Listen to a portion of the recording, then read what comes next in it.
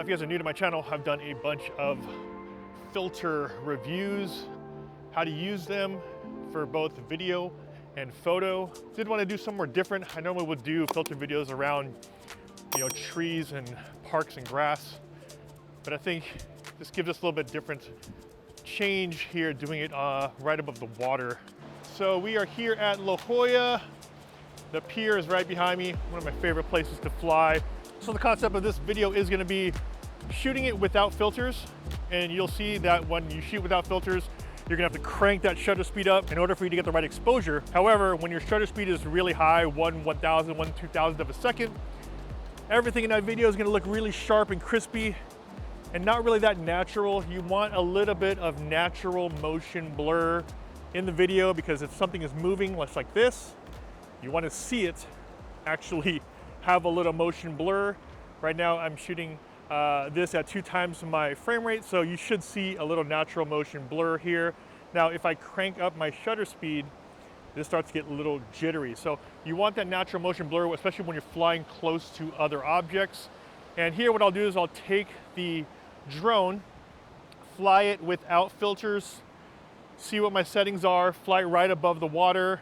We'll, slow the footage down and stop it and see how much movement or any blurs in it. And then I'll put the filter on, dial it in, use the variable ND, because we can actually adjust it now. Same way I have a variable ND on this camera right here. Use that variable ND to tune it and dial it into where I need it to be, which is ideally about 2 times your frame rate. I will be shooting on the Air 2S, 5K 30. So my shutter speed, I'm gonna want it to be about 1/60th of a second. So what I'll do is I'll pick out which variable ND I'm gonna need, make some adjustments to get it to that point. The variable NDs from PolarPro right here, I actually have one already on there. This one is the 6 to 9. I'm gonna try to see if the 2 to 5 variable ND will work first. And there you go. So no ND filter on it right now. Let's just power it up, point it towards the water. You always want to be able to try to dial everything in before you actually fly it up in the air. If I go into manual mode, and let's try dialing this in without filters. So let's go into manual. I'm gonna go 55, 56, that's fine. We are at 1/4000th of a second shutter speed, which is really fast, which means I'm not gonna be able to see any motion in the water because the shutter is so fast. It'll basically freeze frame every single frame of my video. And let's get this up in the air. What I'm gonna do is fly right above the water. That way you can kind of see some of the movement in there.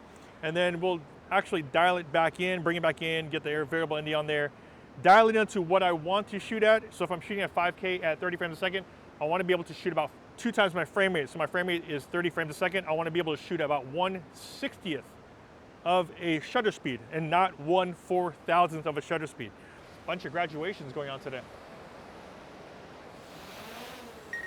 All right. All right, so we are up in the air. Let's get a quick flight.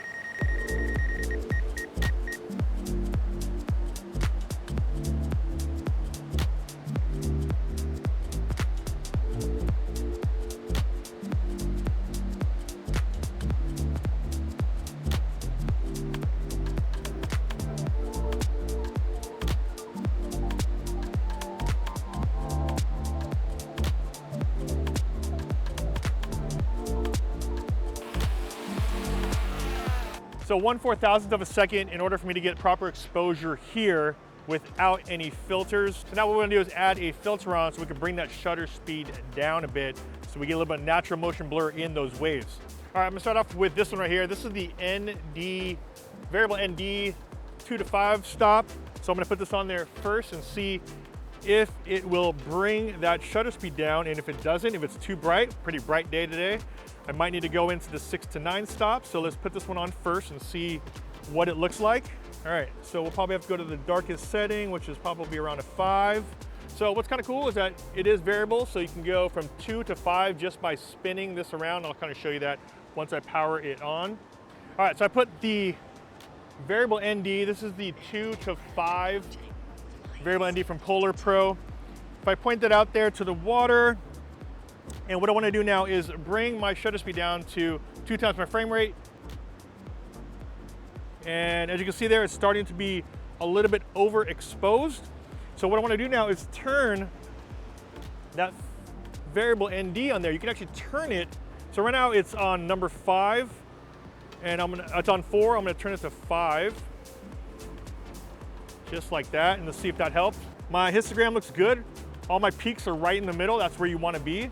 And pointing it out the water, that looks pretty good. I will see in post-production if there's any like color shift or any tint. I can't really see it right now.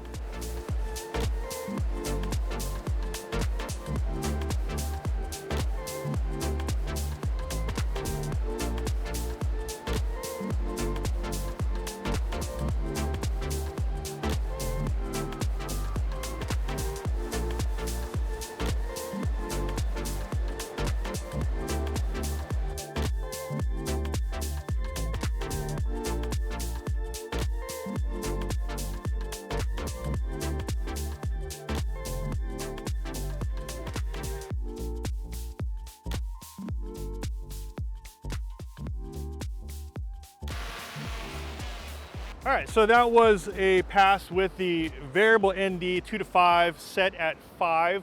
Pretty much the gist of what you're gonna wanna do with a variable ND. It makes it super simple for you to make those adjustments on there without having to take off one of the filters and then put the other one back on. I really like variable NDs, especially with variable NDs on this camera here. So if I wanted to change my stops here, I'm able to adjust it really quickly with a variable ND, just like I have here on my camera. Just a little sample showing you, 1, what ND filters do, but 2, you know, the variable ND from PolarPro, pretty cool concept.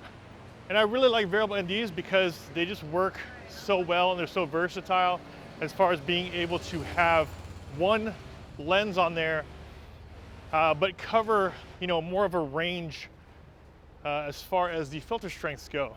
And ND filters in general, good to use, especially if you're flying in close quarters. So if you're close to objects, you could definitely see a bigger difference with ND filters.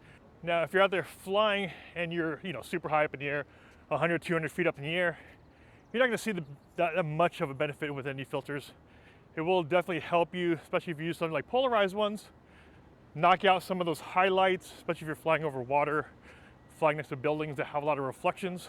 So hopefully that was helpful for you guys. And of course, if it was helpful, don't forget to hit that like button. Also, don't forget to subscribe, hit that bell to be notified when I post more videos. And also, thanks to PolarPro for sending me an extra set to give out to one of you guys. And as you guys know, giveaways on my channel, really simple. All you have to do, of course, like I said, like this video. Make sure you share it with somebody that might be able to benefit of knowing something about these ND filters. Also, make sure you guys are subscribed to the channel. And lastly, down below in the comments, leave me a comment. Let me know your experience with ND filters in general. And if you're a new pilot, I wouldn't get too concerned with it just yet. I wouldn't be like, oh, I can't go flying unless I have ND filters. No, go out there and fly, just shoot. You know, when it comes down to just some of these more detailed settings, these are things you'll learn over time.